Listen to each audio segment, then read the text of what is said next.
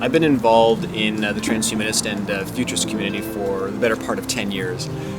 My initial work was simply as a writer for my blog, Sentient Developments, and it grew out from there into a bunch of different sorts of things. So one of the first things that I did was co-founded the Toronto Transhumanist Association, which was a chapter of the World Transhumanist Association at the time, where there were a bunch of chapters in and around North America and even parts of Europe. It was very kind of an exciting time for these ideas to were first starting to germinate and impact on these really micro communities. And then I also did work on a webzine called Better Humans, which was the first explicitly pro-human enhancement, or not even necessarily pro-human enhancement, but definitely dealing with that subject very specifically, in addition to the other standard themes that surround transhumanism, such as cybernetics and nanotechnology, singularity issues, and so on. And then I became involved with in 2006 with the Institute for Ethics and Emerging Technologies, where another one of my passions is dealing with the bioethical aspect as it pertains to human enhancement. And there we were able to formulate some more. We gathered some like academic thinkers, and we put out even some policy papers and so on. And that is something that still occupies a lot of my time. And recently there I launched the Rights of the Non-Human Persons program, where we're looking to secure human equivalent rights for candidate species such as all the cetaceans, the great apes, elephants, and so on. And more recently brought on board io9.com, which is a very science fiction entertainment type blog, but there's also definitely this emphasis on science and futurist themes, and I write on those matters. So any given day you'll see my material on those sites, and I've got free reign to pretty much tackle many of the issues that we've been discussing in transhumanism for many of the years. So it's a joy for me to start to bring some of these ideas to a larger audience.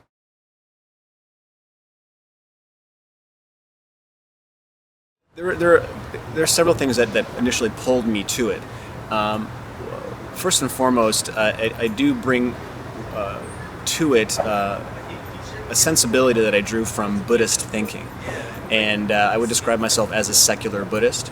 And obviously one of the main tenets there is really looking to, first and foremost, obviously to alleviate as much suffering as possible in all sentient life. But at the same time also to optimize or to refine one's experience in the world. And none of this seemed to be, at odds with transhumanism. And if anything, I thought there was a great simpatico between the two ideas. And that's definitely, I would say, was one of the things that drew me to it. And secondly, as I already mentioned, the bioethical element as well. I felt that you could make a genuine argument on behalf of enhancement technologies that these were good things. These are social goods, and these are positive things for both the individual and for society in general. But at the same time, we need to be wary of the risks, wary of how this could actually hurt people. So I wanted to be involved in that discussion. I wanted to take a real critical look at it, but at the same time knowing that that this is not a project that needs to be discarded and rejected altogether. That there are definite ways that we can go about this, such that we can reap the benefits of technology. So those are the two, I would say, springboards that motivated me to get into the conversation of transhumanism.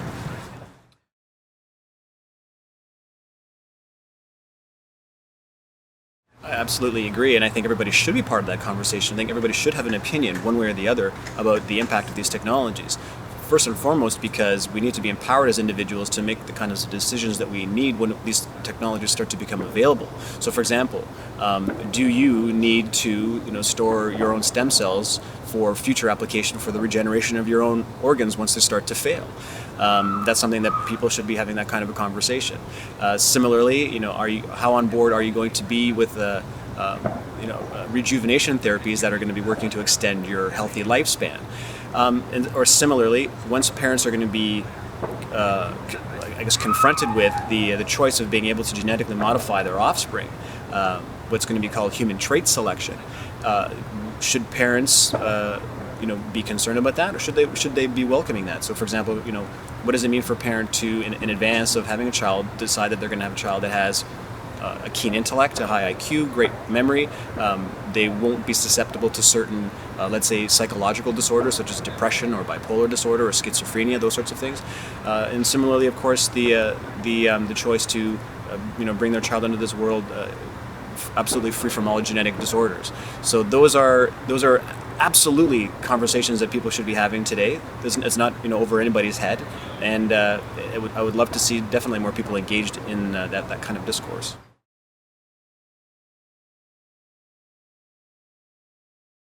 I'd say two primary areas, maybe three. Certainly, I think pharmaceuticals and neuropharmaceuticals in particular are going to become progressively more and more sophisticated. Unfortunately, these things take forever to hit the market. The life cycle can be anywhere between 10 and 20 years. But already today, we're starting to see rampant off-label use of certain medications like Adderall being used as cognitive enhancers or nootropics. So I think that's certainly going to be the next generation of psychopharmaceuticals will be products developed explicitly for that application, and so that they won't have to be used off-label. So that I suspect that cognitive enhancers, so things that will enhance your intelligence. I mean, we're not talking about crazy intelligence enhancement, but certainly I would say noticeable. So also improvements to memory, both in terms of working memory and long-term memory, short-term memory, and things like increasing your attention span and reducing your level of distractibility, and of course being able to stabilize your mood in a way that's desirable. So these are huge things, and transhumanists talk about this today, and they come up with all these different hacks on how to do it today, either through off-label use or through traditional pharmaceuticals, but that's definitely going to be the next generation. In addition to that, the ongoing development of biotechnologies as it pertains to regenerative medicines. So the ability to patch your failing and ailing body parts, whether it be external or internal, so in particular failing organs, but it can be anything that has a cellular aspect to it. Will be benefited through things like stem cell and other types of rejuvenation therapies. So, which is pretty remarkable, because basically we're patching ourselves with our own body parts. And not a day goes by where I don't read a study where there's been another profound discovery about how stem cells can be applied in a rejuvenating sort of a way. And then perhaps more conceptually, even more speculatively, is the potential for cybernetics. And this is a bit more challenging in terms of predicting its use, because it's not easy to get buy-in when it comes to actually implanting things into our body, for fear of how they might degenerate, the fear of toxicity, even the fear that they'll soon become obsolete. And like, what if you implant something into yourself, and like next thing you know, the generation 2.0 has been released? What do you do now? So and there's even part of the reason why this conversation has even started is what we see happening amongst disabled peoples today, and the rise of extremely powerful assistive devices, whether they be prosthetic limbs or even artificial vision. They are, in a way, kind of the vanguards of transhumanism. We as a society have decided that it's kind of okay, and in fact it's actually kind of cool to see Oscar Pistorius now threatening able-bodied athletes in a race or what have you, or even potentially to see the kind of artificial vision as that Geordi LaForge had in Star Trek. If that's so, in other words, the disabled will start to become not just enabled, but even more so than normal functioning humans. What that will mean to a normal functioning human in terms of wanting that same sort of application remains to be an open question. So, would you, as an athlete, want to, let's say, chop off your legs and get a prosthesis applied that's far superior and elegant and free from, let's say, the strains and drawbacks that would be a natural limb, for example? Not suggesting anyone will dare do that, but it certainly it becomes an important thought experiment as a result. So I'd say those are definitely the primary areas in the short term, like you asked. Yeah.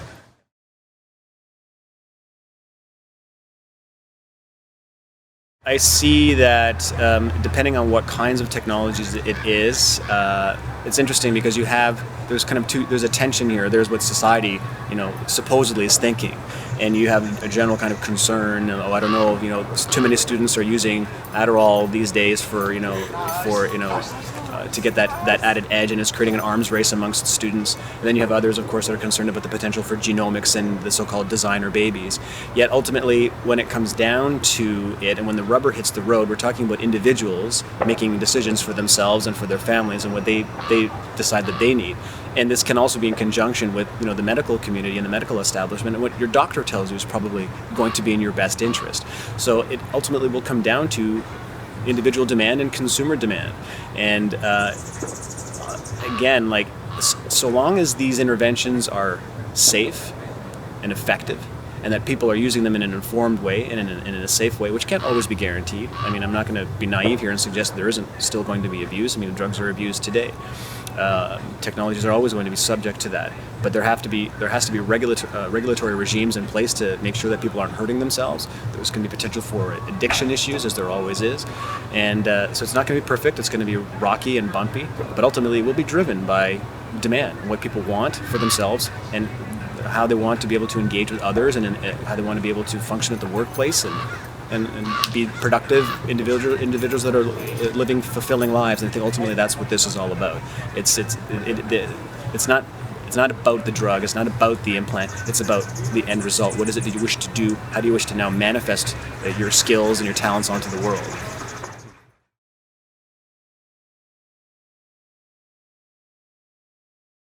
It's strictly awareness. On a day-to-day basis, I'm scouring all the news releases and the press releases, and trying to determine in my own mind what are some of the more newsworthy, like what do I think, you know, the audience needs to know. And that's I think one of my primary functions, really, as a science writer and science journalist. And secondly is, aside from the awareness, is, you know, informing them really about, okay, what was the breakthrough? What are the implications? What do you need to know? And by being, you know, open, honest, and transparent about it, leaving the reader to then come up with the decision to themselves as to whether or not this is something they would ever want for themselves, but at the same time also showing that, look, this is also what will come down the line. You know, as a result of this development, you should expect in about 10 to 20 years that there will be this kind of intervention coming from that bit of insight. So that's how I see my primary role, if you will, as a science writer.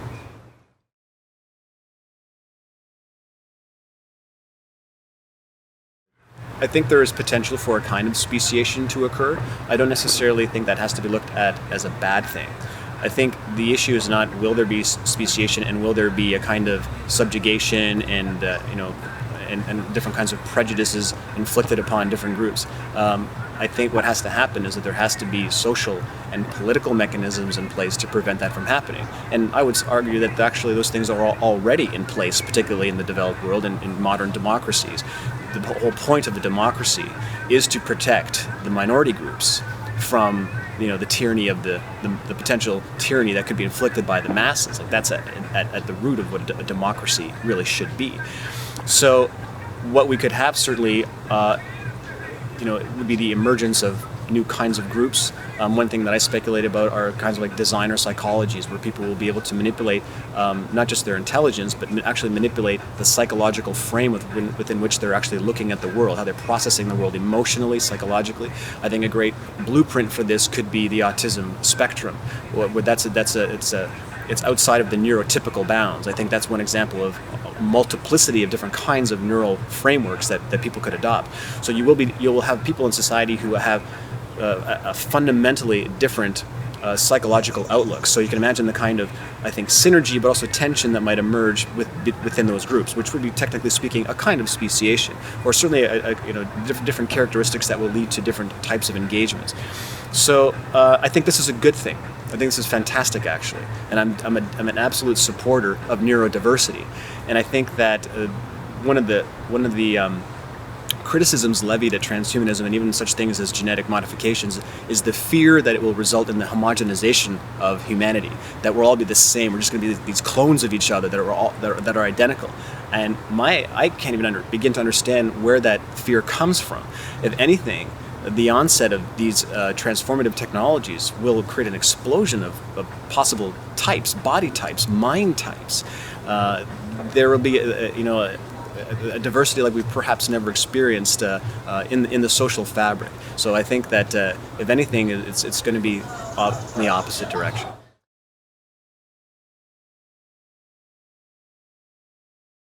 I think anyone who suggests or even predicts that we'll get 100% buy-in on enhancement technologies is being very naive. And I think, in fact, at the end of the day, whatever that day might be, it may be a minority of people who voluntarily choose to do this when you're looking at the global population. And it's not merely going to be an issue of access. Clearly, access to these technologies and access to medical technologies will be a problem, particularly initially, but there will be, I mean, we've seen it with all technologies. Technologies always eventually drop in price and become more readily available in various parts of the world, but at different rates. That's not my concern long term. And then at the same time, though, another reason why you won't get universal buy-in are cultural values, and there's nothing wrong with that. If you have a religious belief or a cultural belief that says, hey, I want to remain natural, and I want my family to be natural, whatever that might mean to you, that's perfectly fine. And of course, knowing full well that you're exposing yourself to ailments and deficiencies that the rest of society who bought into that are not necessarily facing, such as the emergence of, let's say, a genetic disorder, or perhaps you're holding yourself back intellectually. These are going to be personal choices that will obviously have an impact on your ability to engage in modern society and mainstream society, but ultimately that will be your choice. It's important to note that none of this should, be force-fed down anybody's throat. That would be, that's anathema, I think, to the whole mission. We're talking about the democratization of these processes and making these readily available for whoever should want them. And I think my own prediction, I could be wrong, is that, like I said, it'll be a minority of people that will opt into this, and I think we will for quite some time yet have regular, normal functioning humans in our society.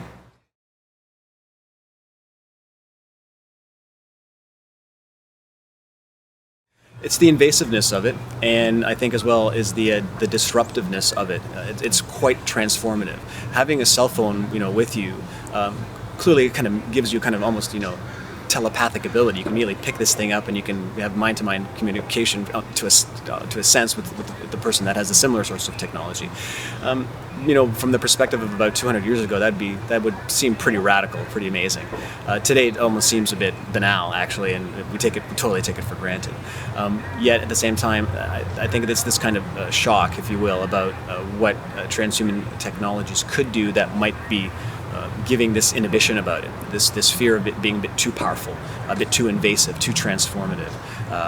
What will this do to yourself and your ability to engage with others, and even what might this mean to your family, particularly if these traits are passed down to the next generation and so on. So I think the point, your point is very well taken in that this is different than the others, isn't it? And it's different than what wearables technology will be as well. Because at the end of the day, you can always, take your cell phone and turn it off, and you can always, if it's a wearable technology, you can just take it off and shut it down. But if it's a germline thing, or if it's even a cybernetic thing, or if it's nanotechnological, that becomes an ingrained part of you. It's an intrinsic part of you, and maybe you can't shut it down. It now will, fundamentally alter who it is you are and how you function in the world.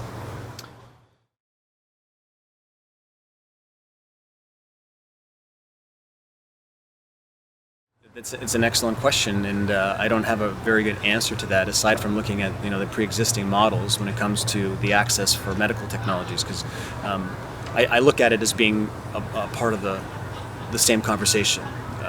While some might not see enhancement technologies as being part of medicine, eventually that's how it will be looked at.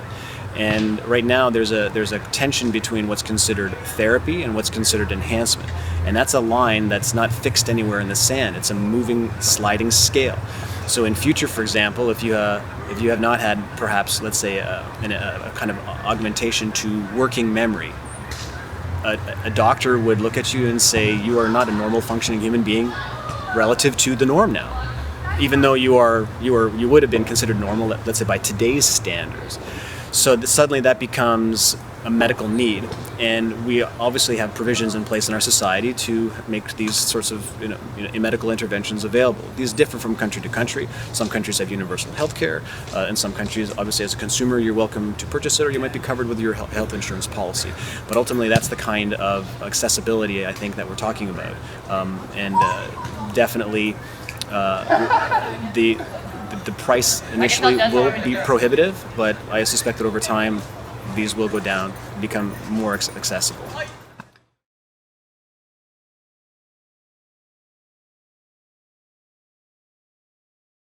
Two ways I can answer that. One, already we're seeing that when it comes to the application of these technologies, or at least the hope to apply these technologies, people tend to bring in their cultural backgrounds along with them. So if you, for example, myself having a secular Buddhist background, I brought that into the conversation. So that's how I can find perhaps an existential justification for it. That's where I draw it from. Similarly, I know of Christian transhumanists, I know of Mormon transhumanists, and of course there's secular and minded transhumanists as well, who on an individual basis have to figure out for themselves what is it in their daily engagement and in their place in the world gives them meaning, purpose, what value, even maybe a sense of spirituality. So I think that the kind of the pre-existing baggage, if you will inform your spiritual or existential sensibility, even in the age of enhancement.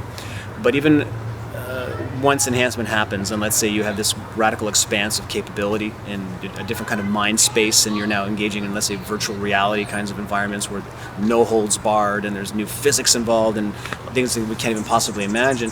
What does that mean to one's moral sense? What does that mean to one's existential sense? I can't even begin to speculate on that. Ultimately, this appears to be a somewhat meaningless universe, and it's been well said that the only way to give anything meaning is to give it that meaning yourself. It becomes what you want it to be, or what purpose you see for yourself. And perhaps that won't change even in the age of enhancement.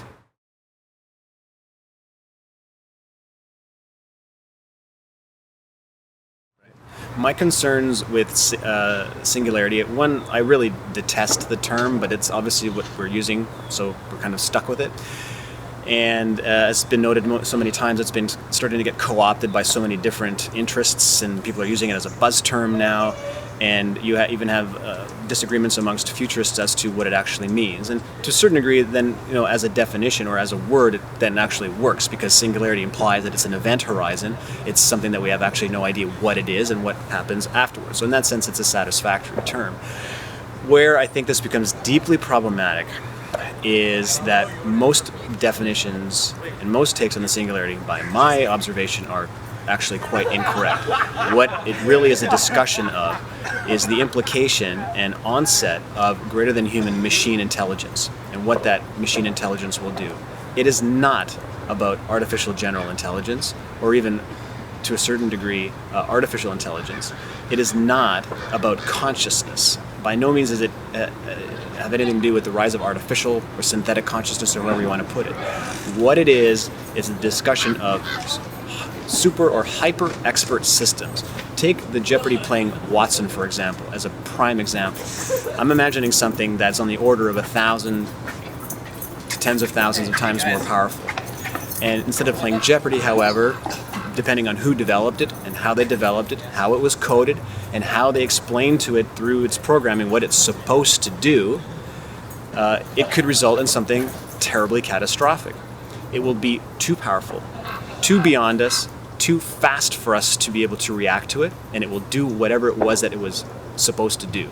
It's not going to think about it reflexively. It's not conscious. Watson's not conscious. It's not thinking about, oh my God, I have to defeat my opponents at Jeopardy. It's simply crunching the numbers based on the algorithms that it was fed to do what it was meant to do. So the primary concern I have about the pending singularity, or the rise of machine intelligence, is that it will be malinformed, if you will, or programmed with a kind of goal, a goal that is detrimental to the presence of humanity on this planet. So it might have misunderstood. Well, it might have been poorly programmed by accident. It might be even malicious intent. But whatever it was that it was intent on doing, it will do so, and it will eliminate any threat to it over the course of its executing on the task. So the fundamental problem here is that we're talking about something that will be outside of human control, and also outside of our comprehension, perhaps, to predict how it will go about its goal execution. So, and that's my personal take on what the singularity is. It's very much adopted from the thinking of Vernor Vinge and I.G. Good, who refer to this as an intelligence explosion, and that's exactly what it is. We do need, I think, to use that metaphor more. It is an explosion, one that we will unlikely be able to contain, and it's quite a terrifying prospect.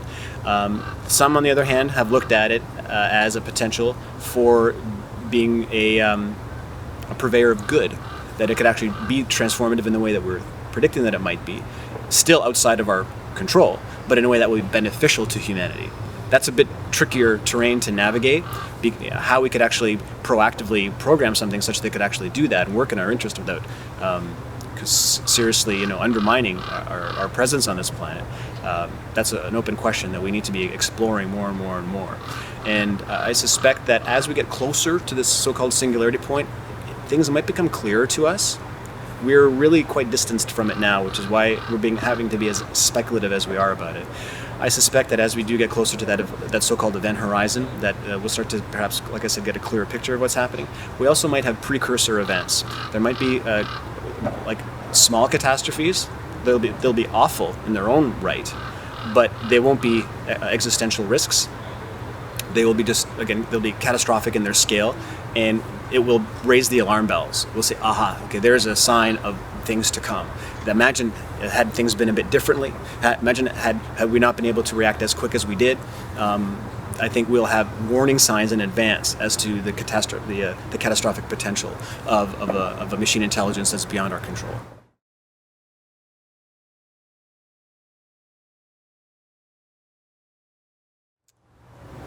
Our ability to navigate through what is going to be a tremendously challenging time. These hurdles are Herculean and unprecedented, and there's a very pessimistic part of me doesn't think that we'll be able to do so. So first and foremost, as a result, I simply hope that we can get through this, because I think that if we can manage to get past this particular growing pain of our development, that there could be profound potential for us. It'll be, again, difficult to predict what that could be, as a post-singularity civilization. But given what we know about, the potential for technologies and the potential to expand on intellectual and psychological experience, the sky is clearly the limit. And I would hope that we can end up on the other side and live as an unbelievably fulfilling existence as the so-called post-singularity civilization. Again, we are increasingly coming into the possession of more and more apocalyptic scale weapons. We have one right now, which is the atomic weapon. We haven't, by any means, survived that yet. We have it in perpetuity. We have for the rest of our existence as a species to deal with it. You can't uninvent it. You can perhaps, decommission it, and there can be disarmament, but that blueprint will always be there. There's always going to be the potential for some group, some country, some individual even, to embark upon that project of nihilism and destruction on the planet. And my concern is that we're now going to be into the possession of more and more of these types of technologies at a time when access to information has never been greater.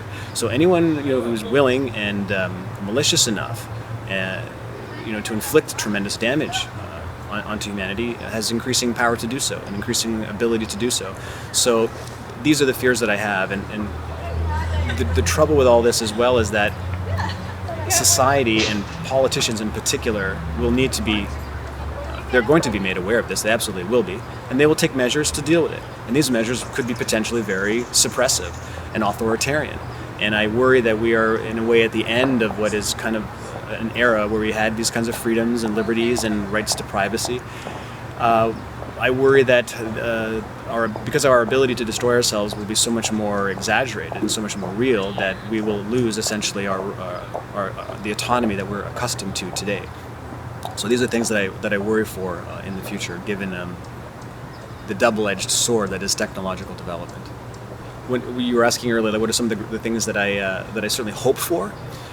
I think that we as a self-reflective species, one that became aware of our place in the universe at some point in our evolution, unlike, I would hazard a guess and say, unlike most of the animal kingdom, who don't reflect on this subject. I don't think they're existential to the degree that we are, but one never knows. Is one of the first things we did when we became existential was we developed religion. And obviously these were very primitive religions. They tended to be pantheistic and also very anthropomorphic. But at the same time, they were also a projection of our hopes and aspirations in terms of what could possibly lie in the beyond. Death became obviously something that we were aware of, and it happens, and at the same time there was a questioning as to what might lie beyond death. And you have the ideas of things like heaven, eternal bliss, these sorts of what we would consider these fantasy realms, or incredibly beautiful and wondrous realms of existence. And that's been part of our I guess religious fabric since day one. And that's while some might chastise religious views because they seem irrational and non-existent in terms of the possibility, that doesn't mean it still can't inform what we wish to still create for ourselves. So this is kind of my long-winded way of saying that why not create a kind of veritable heaven on earth, when that's in the material realm? And I think this is perhaps where religions might actually become useful, and look at the various religions and say, okay, what are their best case scenarios for the afterlife? What are some of their more wondrous examples? And maybe we can springboard off some of those ideas and create even more fantastic possibilities for what we can create again through things like virtual reality existences, or things like how can we alter our conscious experience in some very dramatic ways, in some very surreal ways. And how can we, for example, start to modify the degrees of our senses, so that the sense of smell or taste or sight can be so much more profound and can create a much more a greater sense of awe. And at the same time, we can even think about, for example, even enhancing our sense of pleasure, and not just in terms of enjoyment and happiness, but physical pleasure, and seeing how far can we even expand upon that. And these are, again, I think these are very much rooted in the precedents established by religions. And now we have to ask ourselves, assuming that we can actually do this, could we do this, and why not? Why not kind of? I think there is perhaps, I think, this need to as we come into the possession of these technologies, to perhaps rekindle a utopian sense. I do tend to stay away from that word, but I just kind of maybe if I can just use it here in this context to suggest, though, that maybe not utopian, but maybe something pretty damn close. Yeah. Okay.